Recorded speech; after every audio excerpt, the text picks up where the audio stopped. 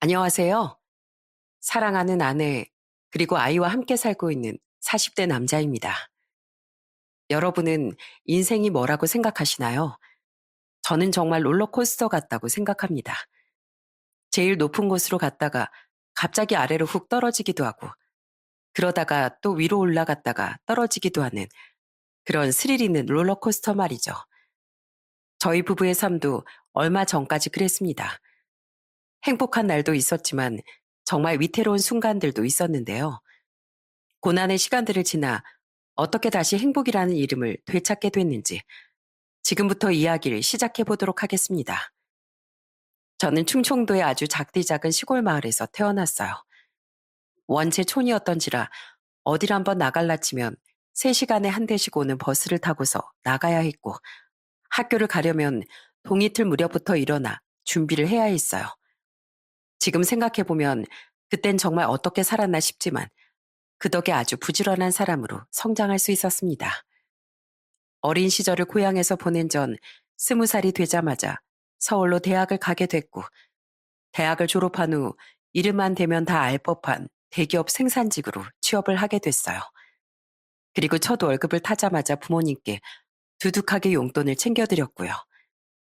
절 힘들게 뒷바라지하며 키워주셨기에 당연히 용돈 정도는 챙겨드려야 한다고 생각했었죠.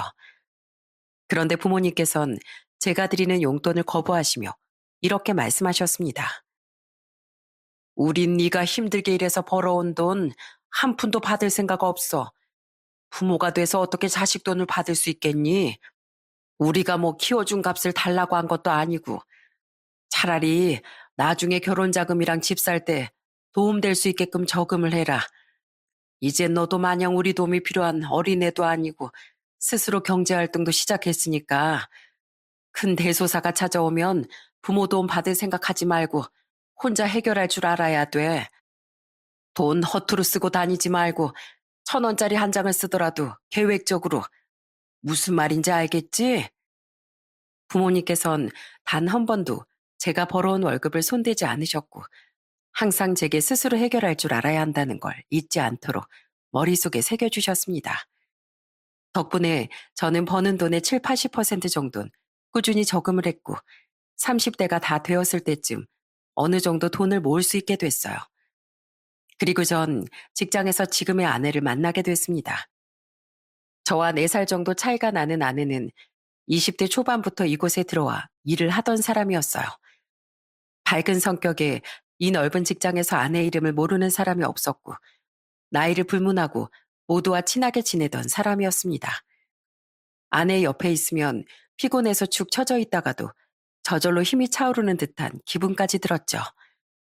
저희가 비슷한 나이 또래기도 하고 또 친하게 지냈기 때문에 동료들은 계속해서 저희 사이에 바람을 불어넣곤 했습니다.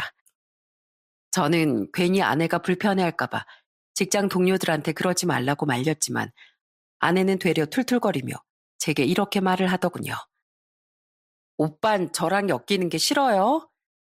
싫은 게 아니라 난 괜히 너 불편할까봐 그러지. 누가 불편하다고 했나? 난 좋은데. 오빠, 다들 저렇게까지 우리가 잘 되길 바라는데 그냥 우리 사귈래요? 같은 직장에서 매일같이 얼굴을 마주하고 같이 밥을 먹고 아무렇지 않게 장난을 치고 수다를 떨던 사람과 연인이 된다는 건 단 한 번도 상상해보지 못한 일이었는데, 처음엔 아내와 사귀는 것이 얼떨떨했지만 항상 긍정적인 에너지를 가지고 있는 아내와 연애를 시작하니 저 역시도 그 에너지를 받아 밝은 사람이 되어가는 것 같았습니다. 그렇게 1년 정도를 만나니 자연스럽게 결혼 생각이 들더라고요. 늘 좋은 에너지를 전해주는 아내가 옆에 있으면 평생이 행복할 것 같았죠. 그래서 딱 1주년이 되던 날, 저는 아내에게 반지를 끼워주면서 조심스럽게 프로포즈를 했습니다. 지수야, 너랑 있는 매일매일이 행복해서 앞으로 평생 너랑 같이 행복하고 싶어. 나랑 결혼해 줄래? 제 말을 들은 아내는 알 수 없는 표정을 짓곤 아무런 말도 하지 않았어요. 그리곤 한참을 가만히 있더니 제게 방긋 웃으며 이렇게 말하더라고요. 나도 오빠랑 너무너무 결혼하고 싶고 이쁜 애기 낳아서 행복하게 가정 꾸리고 잘 살고 싶은데 내가 모아놓은 돈이 하나도 없어. 그러니까 나 돈 좀 모으면 그때 결혼하자. 기다려줄 수 있지? 당연하지. 그걸 말이라고 해? 네가 10년을 기다리라면 10년을 기다리고 100년을 기다리라고 하면 100년도 기다릴 수 있어. 고마워, 오빠. 이 반지는 내가 잘 간직하고 있을게. 거기서 살짝 의아함이 들었습니다. 분명 직장의 월급이 적은 편도 아니었고 아내가 저랑 비슷한 시기에 들어왔기 때문에 모아둔 돈이 없진 않을 텐데 뭔가 이상했지만 그럴 만한 사정이 있나 보다 싶었어요. 연애를 하는 동안 아내는 저희 부모님이 계시는 고향집으로 자주 찾아갔습니다. 애교 많고 따뜻한 성격을 지닌 아내를 부모님께선 무척이나 예뻐해 주셨고 아내도 시골집에 가면 항상 편한 옷으로 갈아입고 부모님의 밭일을 도와드리면서 애교를 부리곤 했습니다. 그냥 말 그대로 미워할 수 없는 사람이었어요. 그리고 아내에겐 나도 어머님 아버님을 찾아뵙고 인사드리고 싶다고 말했지만 항상 씁쓸하게 웃으며 나중에 라고만 미룰 뿐이었죠.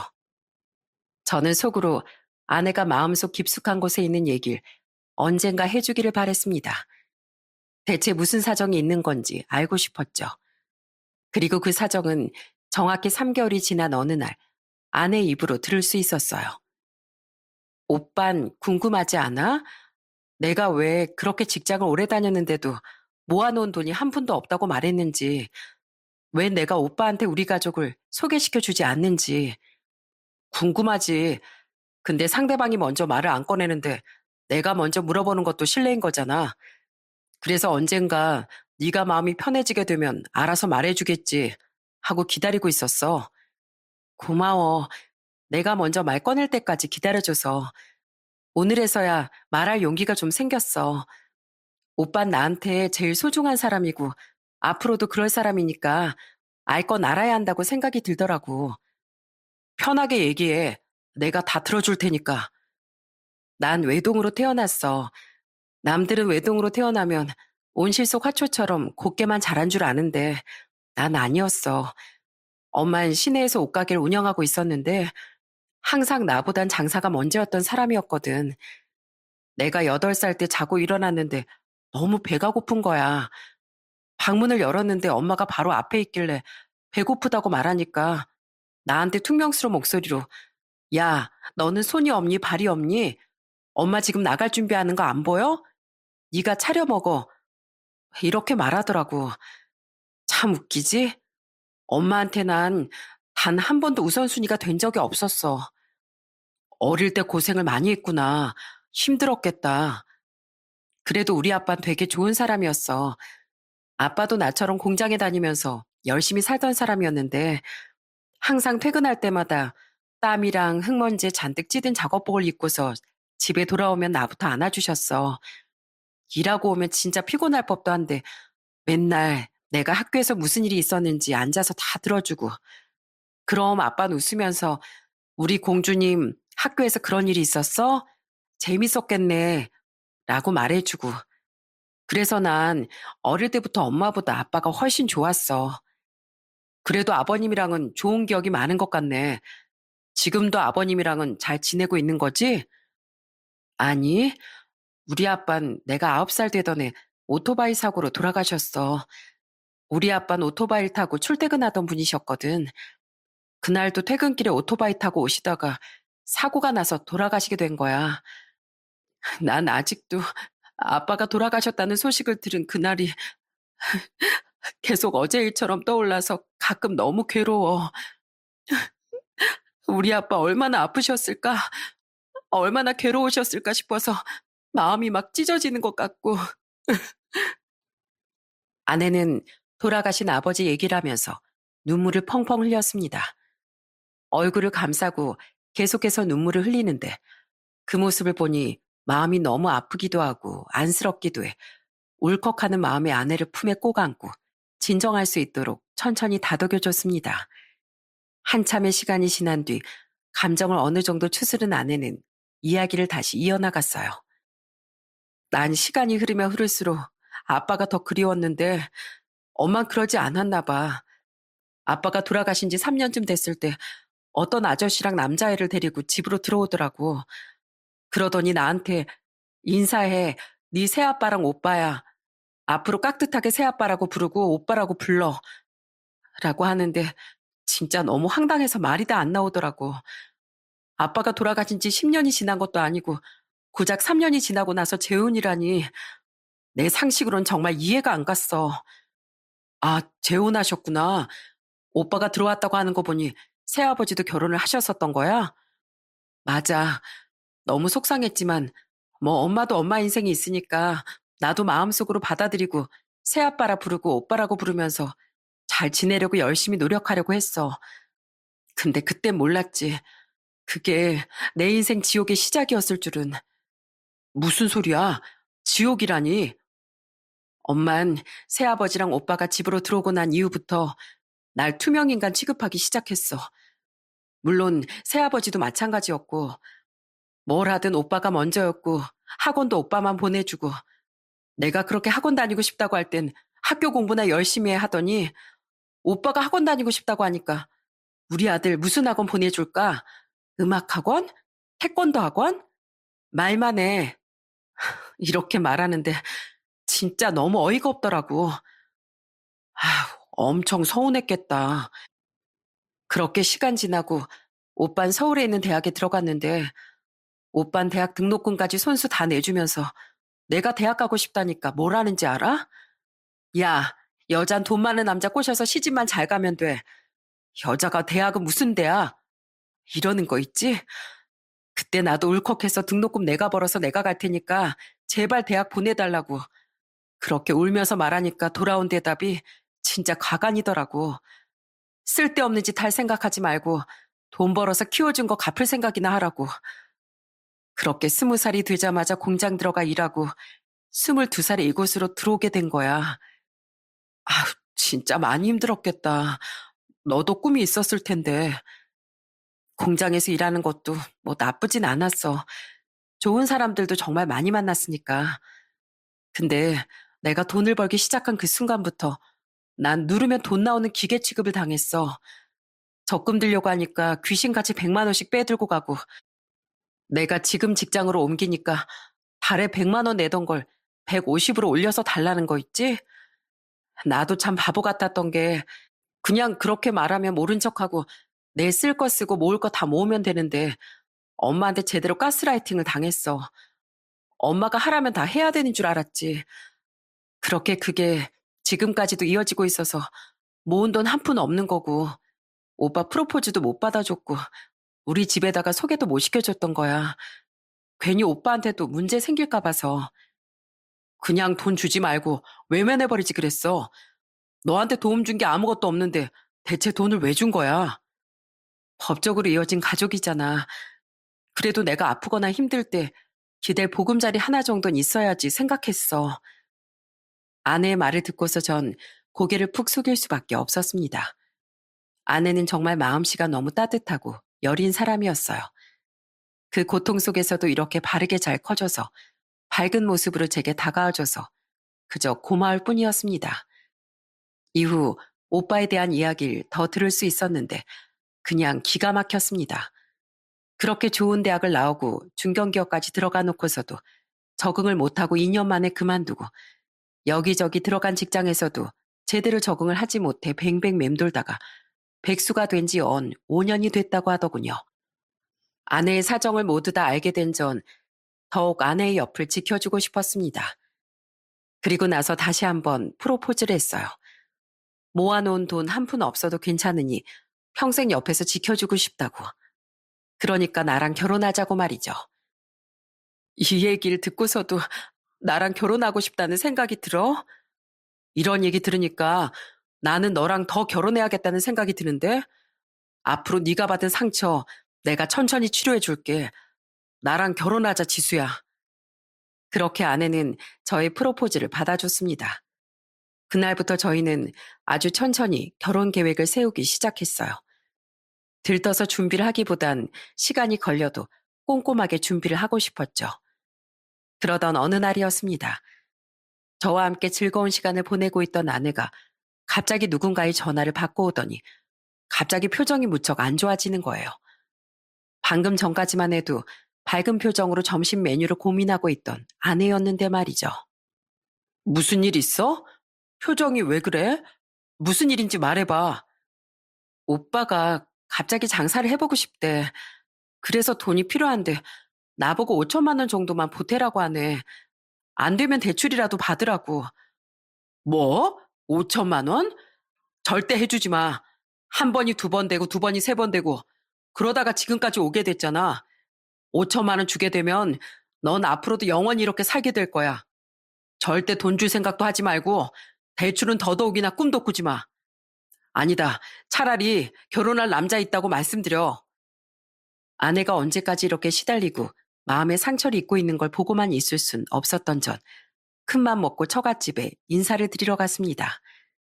처갓집에 들어갔더니 장인 장모 그리고 형님이 차례로 팔짱을 끼고서 저를 쳐다만 보고 있더군요. 안녕하세요. 처음 뵙겠습니다. 장세호라고 합니다. 그렇게 인사를 하고 모두의 표정을 살피니 예상했던 대로 표정이 썩 밝진 않았습니다.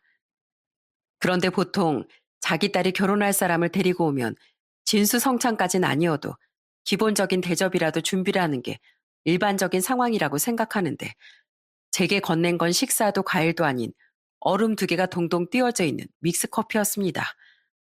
정말 기가 막혔지만 문전박대하지 않은 것에 다행이라고 여기며 그거라도 감사히 잘 마시겠다고 했죠.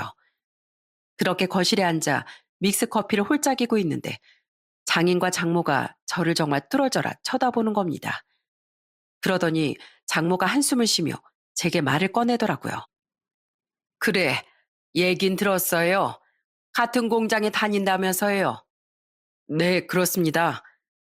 에휴, 공장에서 일이나 하면서 돈이나 벌 것이지. 하라는 일은 안 하고 직장에서 시시덕거리며 연애질이나 하고. 너 엄마가 40 넘을 때까지 결혼은 꿈도 꾸지 말라고 했지? 아유, 차라리 결혼할 거면 돈 많은 부잣집 남자나 어떻게 좀 꼬셔서 데리고 올 것이지. 보아하니 딱 돈도 없게 생겼구만. 부모님은 뭐 하시는데요? 저희 부모님 시골에서 농사 짓고 수확한 거 판매하면서 지내십니다. 봐봐, 내 말 맞지? 뭐 볼 것도 없구만. 그 남자 보는 눈 참 없다 너도. 데리고 와도 꼭 이런 집안 남자 데리고 오고. 그 말을 들은 전 조용히 분노를 삭혔습니다. 처갓집이 아니라 생판남이었다면 저런 말을 듣고 그냥 한바탕 했을 텐데 하며 속으로만 그렇게 생각을 했죠. 우리 지수랑 결혼하겠다는 이유가 뭐예요? 얘 내 딸이지만 정말 별 볼 일 없는 앤데 이런 애가 뭐가 좋다고? 네, 첫 번째는 제가 꿈꾸던 이상형입니다. 지수가 정말 착하고 밝고 잘 웃거든요. 그리고 두 번째는 지수랑 결혼해서 제가 평생 지켜주고 싶습니다. 아이고, 난리 났네, 난리 났어. 내일 모레면 나이가 30인데 뭘 지켜준다고 그래요? 그냥 누구라도 지수를 괴롭히는 사람이 없게끔 지켜주고 싶습니다. 마음 같아선 처갓집으로부터 지수를 지켜주고 싶다고 대놓고 얘기를 하고 싶었지만 그렇게 말하면 당연히 분위기가 얼음장 같아질 것이 뻔했기에 둘러둘러 아내를 지켜주고 싶다고 말했습니다. 장모는 기분 나쁘게 비웃은 뒤 제게 연봉은 얼마 받는지 그리고 여태 일을 하면서 모아놓은 돈은 있는지 등등을 묻더니 제게 대뜸 반말을 하면서 이렇게 말하더군요. 자네, 우리 지수가 매달 50만 원에서 100만 원씩 우리 집에 돈 보내줬던 거 알지? 네, 대충 얘기 들었습니다. 그럼 이제 결혼하면 한 달에 기본 200만 원씩 보내줄 수 있지? 이거 꼭 해준다고 말해야 결혼시킬 거야. 그건 제가 지수랑 둘이서 잘 얘기해 보겠습니다. 그리고 결혼은 어머님께서 시키시는 게 아니라 저희가 좋아서 하는 겁니다. 지수하고 행복하게 가정 잘 꾸리겠습니다. 어머님도 따님이 행복하게 사는 걸 원하시잖아요. 제가 지수한테 정말 잘할 거고 최선을 다해 노력하겠습니다. 제가 눈 하나 깜짝하지 않고 당당하게 말하니 꿀먹은 벙어리 마냥 정말 아무 말도 못하더라고요. 그렇게 처갓집에 강렬한 눈도장을 찍고 양가 부모님들끼리의 상견례도 끝마칠 수 있었어요. 다행히 상견례를 하는 날엔 별일이 일어나지 않았습니다. 결혼 날짜를 최대한 앞당기기로 결심하고서 식장을 알아보고 있는데 알아보는 족족 예식장이 가득 차 있더라고요. 식을 올리려면 최소 내년 말까진 기다려야 했습니다. 어떻게 하지? 그냥 혼인신고라도 먼저 하고 살아야 하나 생각했는데 부모님께서 연락이 오셨어요. 바로 부모님께서 다니는 교회에서 결혼식을 올릴 수 있도록 부탁을 드려 놓았다는 것이었죠. 요즘은 교회나 성당에서 조촐하게 식 올리는 게 유행이라더라. 엄마가 목사님께 따로 부탁드려 놨어. 한 살이라도 더 젊을 때 드레스 입고 사진도 많이 남겨놔야지. 그렇게 저흰 부모님의 배려로 고향에 있는 교회에서 식을 올리게 됐어요. 이 결정에 불만 있는 사람들은 딱 하나, 바로 처갓집 식구들이었죠. 저희는 벚꽃이 예쁘게 만개할 때쯤 고향에 있는 교회에서 결혼식을 올렸고 감사하게도 정말 많은 지인들이 서울에서 고향까지 찾아와 축하를 건네줬어요. 그런데 장모는 저희 부모님 앞에서까지 계속 궁시렁거리기 시작했습니다. 아니, 식장이 없으면 그냥 최대한 늦게 식을 올리면 되지. 대체 뭐가 이렇게 급해서 이런 총구석에서까지 결혼식을 올리겠다고 난리를 친대? 아유, 참네. 저희 부모님은 장모가 대충 어떤 사람인지 알고 있었기에 그 말을 직접 옆에서 듣고서도 웃으면서 무시하셨어요. 장모에겐 대꾸를 하지 않는 게 제일 현명한 거라고 생각을 하신 거였죠. 그렇게 저희는 교회에서 모두의 축복 속에 결혼식을 올리게 됐고 그동안 일하면서 모은 돈과 대출을 합해 작은 아파트를 마련할 수 있었습니다. 저희 두 부부와 미래에 태어날 아이를 생각하면 딱 아늑한 정도의 평수였죠. 그렇게 이삿날 부모님이 둘러보러 오시고 얼마 지나 장인과 장모가 집을 찾아왔습니다. 장모는 집을 천천히 둘러보면서 비아냥거리는 말투로 제게 이렇게 말했어요. 이럴 거면 차라리 그냥 대출 더 받아서 좀 더 큰 집을 사던지 하지 않고 코딱지만한 집에서 뭘 하겠다고? 아, 그리고 장서방, 그때 우리 집 처음 왔던 날 나랑 약속했던 거 기억나지? 장모는 집을 둘러보는 척하면서 자연스럽게 제게 말을 꺼내더라고요.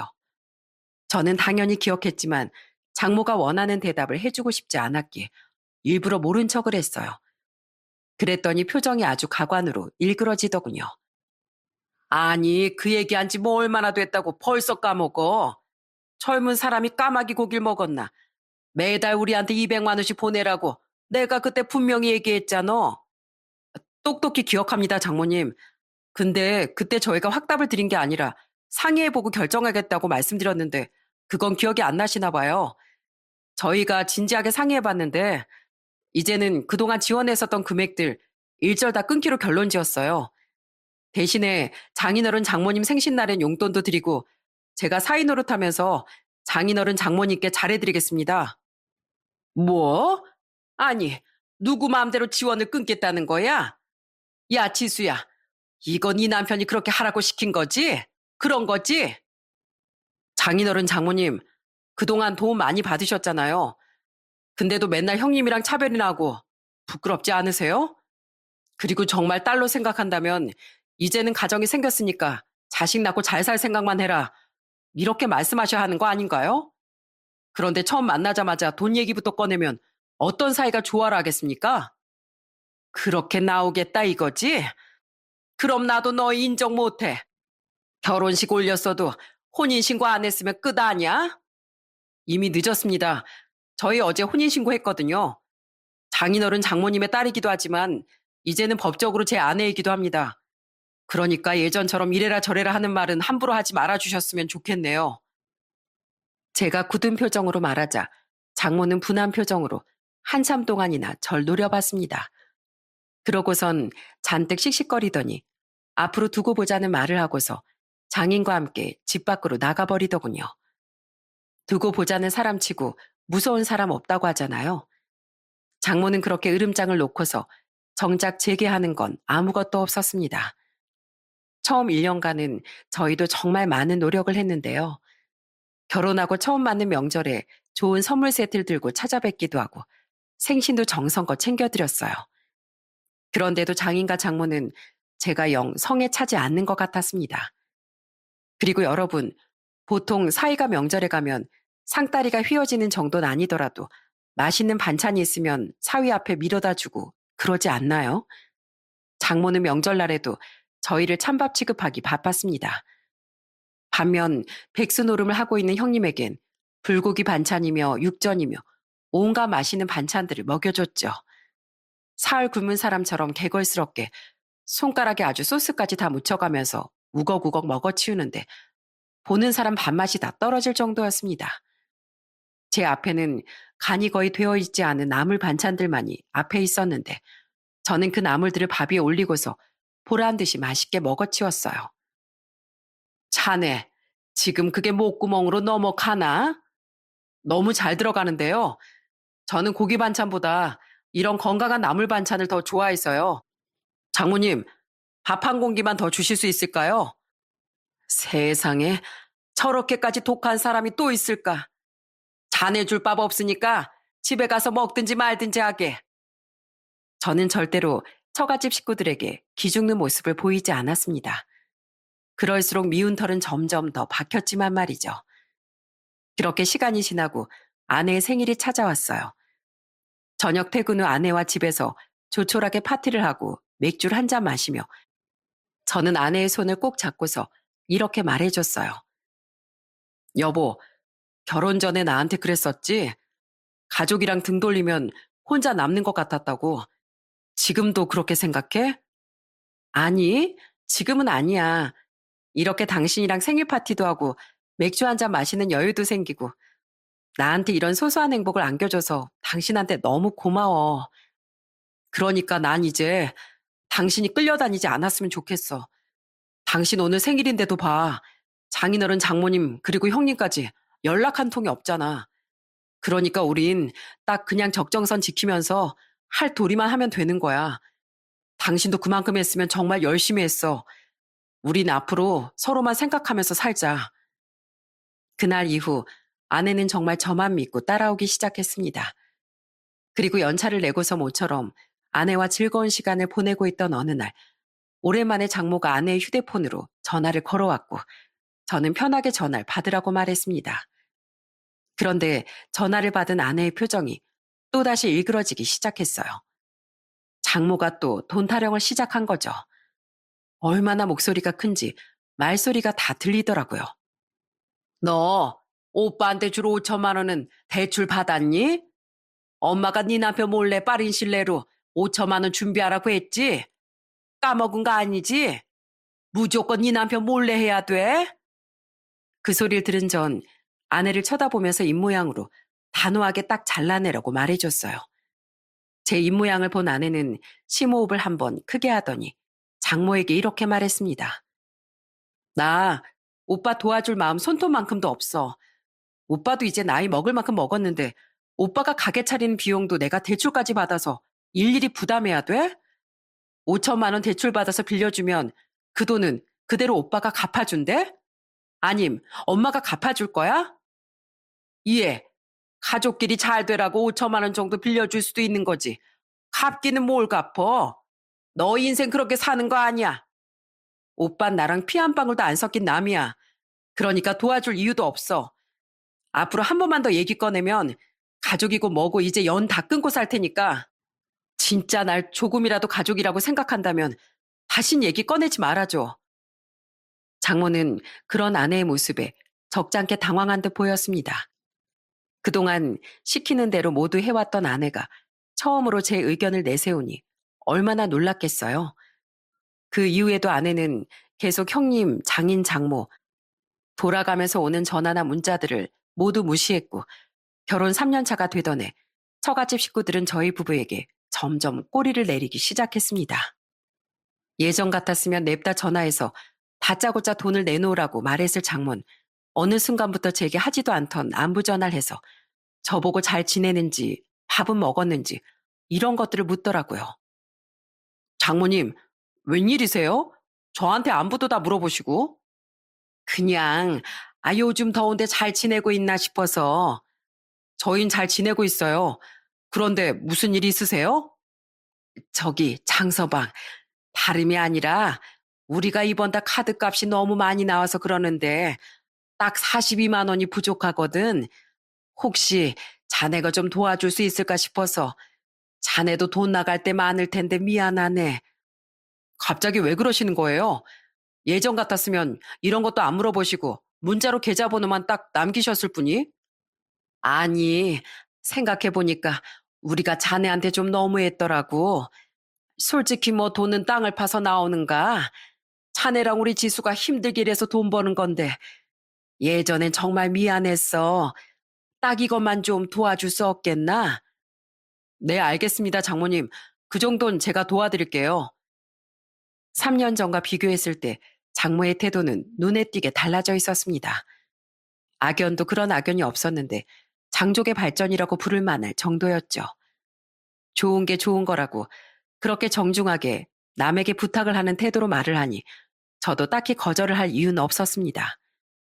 그리고 어느 날은 장인의 생신날이었는데 같이 식사나 하자며 집으로 부르시더라고요. 그 연락을 받고 아내와 함께 처갓집으로 갔는데 아주 상다리가 휘어져라 맛있는 음식들을 가득 차려놓은 거예요. 게다가 예전과는 다르게 맛있어 보이는 음식들을 모두 제 앞으로 밀어주기까지 했습니다. 자, 장서방, 이 백숙부터 어서 먹어보게. 내가 잘하는 집에서 사온 거라 진짜 맛있을 거야. 닭다리 잡고 한 입 크게 뜯어. 왜 그러세요? 하던 대로 하세요. 매제, 안 먹는 거지? 안 먹으면 이거 내가 먹는다? 이야, 넌 그만 좀 먹어. 늘 맛있는 거 있으면 지 주둥이에만 들어가기 바쁘지? 하나밖에 없는 이 매제 좀 챙겨. 형님의 등짝까지 때리면서 저한테 이렇게 잘해주는 이유 정말 궁금하시죠? 알고 보니 이날도 돈 부탁을 하기 위해서였더라고요. 식사를 다 마치고 집에 갈 때쯤 장인어른이 제 손을 붙잡고 너무 급해서 그러니 300 정도만 빌려줄 수 있겠냐고 조심스럽게 물었고 저는 그 말을 듣고서 이렇게 대답했습니다. 장인어른, 도와드리겠습니다. 대신 다음부턴 저도 딱 도와드릴 수 있는 선까지만 도와드릴 수 있을 것 같아요. 이번에 힘든 상황이라고 하시니까 제가 도와드리겠습니다. 고맙네. 정말로 고마워. 그래도 예전에 비하면 정말 많이 달라진 것이 느껴졌습니다. 강요가 아닌 부탁을 할 줄 알았고 부탁을 할 땐 최대한 정중한 태도로 해야 한다는 걸 깨달은 듯 보였죠. 제가 이 집 식구가 되고 끊을 땐 단호하게 끊어냈기에 이런 분위기가 자연스럽게 만들어진 것 같았습니다. 이후에도 계속해서 돈을 요청했지만 도와줄 수 있는 부분들엔 도움을 주고 거절을 해야 하는 부분은 딱 잘라 단호하게 거절했어요. 그렇게 하다 보니 처갓집과 저희 부부간의 가불관계는 자연스럽게 사라지게 됐어요. 늘 마음고생을 하던 아내도 이제 마음 편히 직장을 다닐 수 있었고 모든 것들이 편안해지던 그 시기 저희에게 기쁜 소식이 찾아왔습니다. 아내가 33이 됐을 무렵쯤 새 생명이 찾아와 준 것이었죠. 며칠 전부터 계속 속이 미스거린다고 했던 아내가 혹시 몰라 임태기를 시도한 다음 병원에서 초음파 사진까지 찍어서 제게 보여주더라고요. 와, 우리 여보 만세! 나 이제 아빠 된다. 결혼 생활을 한 지 5년 동안 아이가 생기지 않아 나이를 더 먹기 전에 병원에서 검사라도 받아야 하는 거 아닐까 생각했는데 이렇게 기적처럼 새 생명이 찾아와 주니 눈물이 앞을 가리더라고요. 기쁜 마음을 겨우 추스른 채 저는 아내의 손을 잡고서 이렇게 말했습니다. 여보, 이제 나는 아빠가 되는 거고 당신도 엄마가 되는 거야. 우리 앞으로 정말 열심히 살자. 내가 평생 당신이랑 우리 애기 지켜줄게.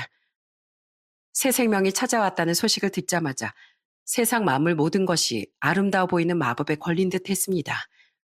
뭘 해도 기분이 좋아 콧노래를 흥얼거리게 되고 지겨웠던 회삿밥이 세상에서 제일 맛있는 음식 같아 보이고 모든 사람들이 절 축하해주는 것만 같은 기분이 들었죠.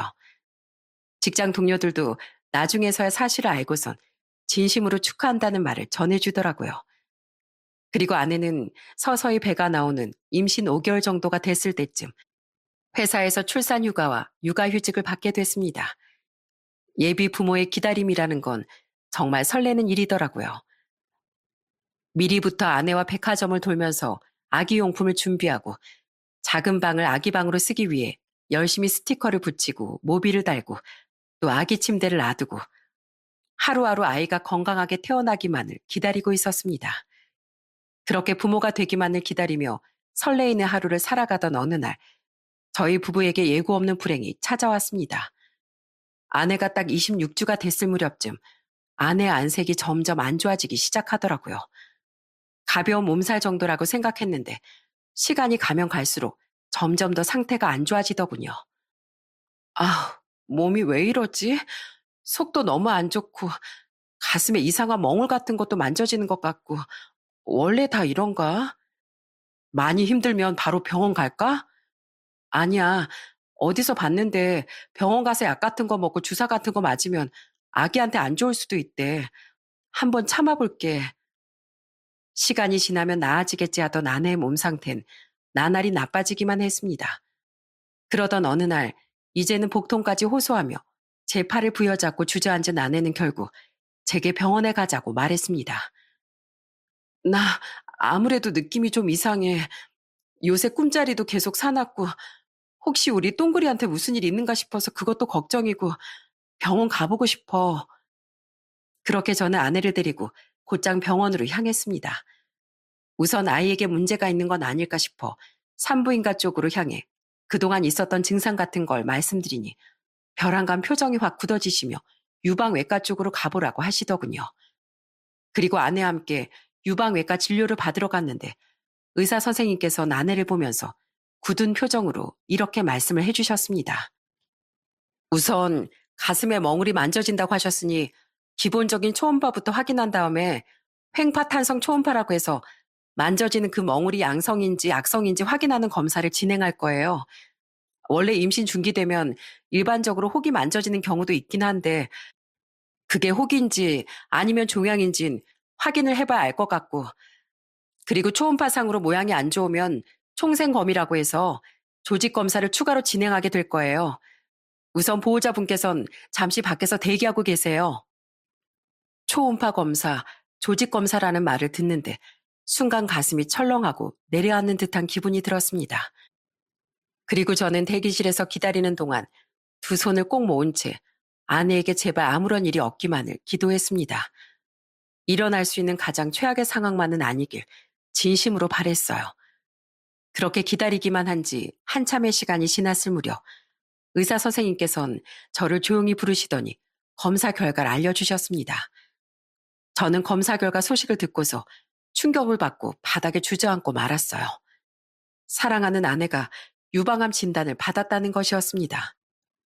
우선 저의 좌절보단 아내의 상태를 살피는 것이 우선이겠다 싶어 저는 곧장 아내에게로 향했어요. 아내는 본인이 유방암이라는 사실을 모르는 것 같았어요. 여보, 선생님께서 뭘 하셔? 나 어디 아프대? 아니, 당신이 요즘 좀 예민한 것 같다고 하시더라. 아무 문제 없다고 하시니까 밥 잘 먹고 좋은 것만 보래. 아, 앞으로 내가 당신 옆에서 진짜 잘 지켜봐야겠다. 그래? 아, 다행이다. 나 엄청 걱정했는데. 아내 안도하는 표정을 보면서 제 마음은 갈기갈기 찢어지는 듯 했습니다. 그날은 차마 입이 떨어지지 않아서 아내에게 사실을 말하지 못했어요. 하지만 본인이 어떤 상황인지 본인 스스로가 알아야 했기에 다음날 날이 밝자마자 저는 아내에게 다가가 솔직하게 얘기했습니다. 당신 유방암이래. 내가 어제 말했어야 하는데 당신이 충격받을까봐 사실대로 얘기 못했어. 미안해. 뭐? 유방암? 그럼 우리 애긴 어떻게 되는 건데? 혹시 몰라서 사례들도 찾아봤는데 제법 그런 분들이 많더라고. 그래도 다들 건강하게 출산하셨대. 내가 당신 옆에 있어줄 테니까 우리 힘내보자. 우리 똥그릴 위해서라도, 어? 그날부터 저는 회사에 휴직계를 내고서 아내를 지극정성으로 돌보기 시작했습니다. 아내가 말없이 눈물을 흘리고 있으면 손을 꼭 잡아줬고 품에 꼭 안아주면서 괜찮다고 다 괜찮아질 거라고 말해주곤 했어요. 그리고 어느 정도 기운을 차린 아내는 항암 치료를 시작한과 동시에 암 환우 카페에 가입해 본인과 비슷한 상황이었던 사람들에게 조금이나마 정보를 얻기 위해 직접 만나 많은 도움을 받기도 했습니다. 항암을 시작하면 혹시나 뱃속의 아이에게 영향이 가진 않을까 불안했지만 다행히도 저희 아이는 열심히 아내의 뱃속에서 뛰놀며 태동을 보여주곤 했어요. 아내의 배가 살짝씩 움직일 때마다 얼마나 안도했는지 모릅니다. 그리고 제발 항암 치료와 약물 치료 때문에 저희 아이가 아프게 태어나지 않길 두 손 모아 간절히 기도했죠. 그리고 아내가 출산을 하기 전 마지막으로 맞이하는 명절, 저희 부부는 처갓집에서 하룻밤을 보내게 됐습니다.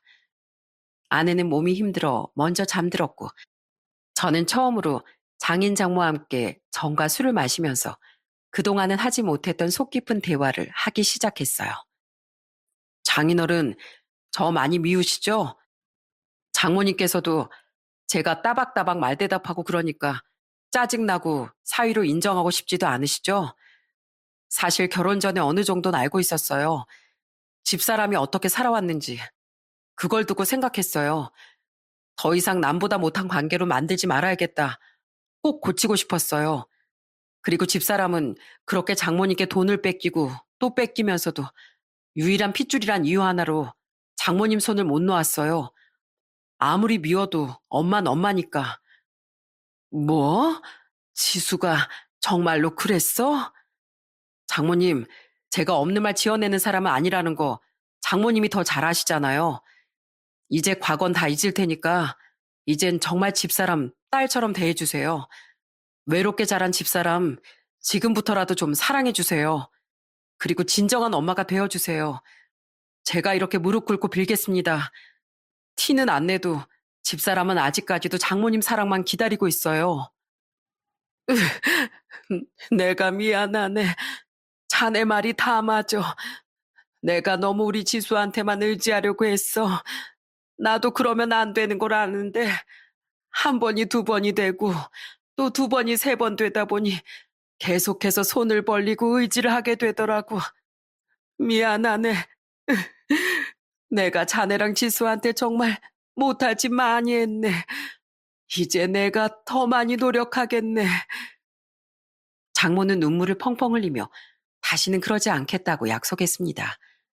물론 한 번에 다 변하진 않겠지만 예전보단 바뀌려고 많이 노력을 하는 듯 보였죠. 그리고 시간이 흘러 마침내 아내는 진통을 하기 시작했어요. 여보, 나 너무 무서워. 괜찮아. 걱정하지 마. 내가 옆에 있을 테니까 무서워할 필요 없어. 그렇게 아내는 분만실로 들어가고 저는 대기실에 앉아 두 손을 모으고 아내도 아이도 건강하게 나오기만을 기다렸습니다. 약간의 시간이 흐르자 저희 부모님도 올라오셨고 또 장인 장모도 함께 병원으로 찾아왔어요. 그렇게 1시간 30분 정도가 지났을까 분만실 문이 열리더니 선생님께서 제게 들어오라고 말씀하시더군요. 떨리는 마음을 안고 들어가니 제게 가위를 쥐어주시며 탯줄을 자르라고 하시더라고요. 아이는 3.5kg의 건강한 모습으로 세상에 첫 발을 내딛었습니다. 그 모습을 보고 정말 눈물을 펑펑 쏟고 말았어요. 아마 모든 아버지들의 마음이 저랑 같을 거라고 생각이 드네요. 그리고 분만실에서 나오니 기다리고 계시던 부모님과 처갓집 식구들은 제게 모여 아내의 상태를 물어봤습니다. 예, 우리 며느리는 어떠니? 아무 문제 없니? 창서방, 왜 아무 말도 못하고 그렇게 서 있어? 우리 딸은 어때? 그리고 우리 손주 건강하게 태어났어? 아님, 뭐가 잘못됐대? 어서 말을 좀 해봐. 애기 건강하게 태어났어요. 어머니, 아버지, 장인어른, 장모님, 제가 정말 아빠가 됐다고요. 그 말을 하면서 제가 눈물을 펑펑 쏟자 저희 부모님께선 저를 꼭 안아주셨고 장모님께서도 절 끌어안아 주시며 이렇게 말씀하셨습니다. 고맙네, 고마워. 우리 딸이 건강하게 아기를 낳을 수 있었던 것도 손주가 건강하게 태어날 수 있었던 것도 모두 다 자네 덕분일세. 정말 고마워. 그동안 고생 많았어. 저는 4월 17일 우리 아이가 태어난 날 그리고 장모님이 저를 끌어안아 주시며 눈물을 흘린 날을 아직도 잊을 수가 없답니다.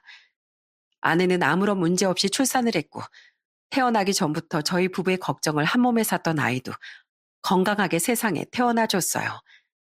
그 뒤로부터 아내는 항암 치료를 정말 열심히 받았습니다. 그 덕분에 병세가 조금씩 나아져 지금은 완치 판정만을 기다리고 있어요. 우리 가족은 정말 말도 안 되는 커다란 시련과 위기를 겪을 뻔했지만 아내의 고통 그리고 아이를 지키려는 노력 덕분에 지금 저희 가족은 빛도 보이지 않았던 밑바닥에서 벗어나 행복한 가정으로 거듭날 수 있었습니다. 그리고 지금 저희 가족에게 어떤 변화가 찾아왔는지 들으시면 아마 정말 깜짝 놀라실 텐데요. 바뀐 건 저희 가족뿐만이 아니었습니다. 장서방, 어서 밥 먹어. 네, 장모님, 오늘 반찬은 뭐예요? 오늘은 고등어 조림했네. 자, 식기 전에 어서 먹어봐. 와, 고등어 조림 진짜 맛있겠네요, 장모님. 잘 먹겠습니다. 장모님께선 가끔 내려오셔서 저희 집에서 아이를 돌봐주고 계시고 또 저희 가족의 식사까지 차려주시곤 한답니다. 예전 같으면 상상도 못할 일이었을 텐데 말이죠. 이렇게 모두에게 소소한 변화가 찾아오고 나니 예전과는 다르게 서로 웃는 일도 많아졌고 행복이라는 단어를 꺼내는 날이 늘어났습니다. 그날 제가 얘기를 꺼낸 뒤부터 장모님에겐 심경의 변화가 찾아온 것 같았어요. 장모님께 유일하게 남은 피부친 이제 아내가 유일했기에 그 부분에서 정말 많은 것들을 느끼신 것 같았죠. 그때부터 이제 저희 집에 찾아오셔서 아내가 좋아하는 음식들도 해주시고 내가 아이를 볼 테니까 어서 방에 들어가 쉬라고도 말씀해 주시고 예전과는 달리 장모님께선 아내를 위해 본인의 마음을 줄 수 있는 만큼 모두 쏟아붓고 계셨습니다. 어쩌면 지난날에 주지 못했던 마음을 이제서라도 주기 위해 노력하시는 게 아닐까라는 생각이 들어요. 아참, 형님도 언제부턴간 정신을 차려서 지금은 작은 중소기업에서 일을 하고 있다는 소식을 듣게 됐어요. 저희 집 정말 많은 것들이 바뀌지 않았나요? 이제 저희 가족에겐 잔잔한 평화가 찾아왔고, 이제 저도 어엿한 한 가정의 가장이 되었으니 지금보다도 100배, 아니 1000배는 더 노력하면서 가장의 노릇을 다하고 살아가려고 합니다. 변화 없인 발전이 불가능하고 마음을 바꿀 수 없는 사람은 아무것도 바꿀 수 없다는 명언이 있습니다. 사실 저는 처갓집 식구들 모두가 변하는 것이 불가능하다고 생각했어요. 하지만 마음을 바꾸고자 하는 의지가 있었기에 지금은 각자 변하게 됐고 서로 행복을 나누며 살아갈 수 있게 된 것 같습니다. 여러분들께서도 뭔가 변해야 할 것이 있다면 지금이라도 마음을 바꿔서 발전해 나가실 수 있기를 바라는 마음에 사연을 쓰게 됐어요. 여러분 모두 건강한 하루만 보내시기를 바랍니다.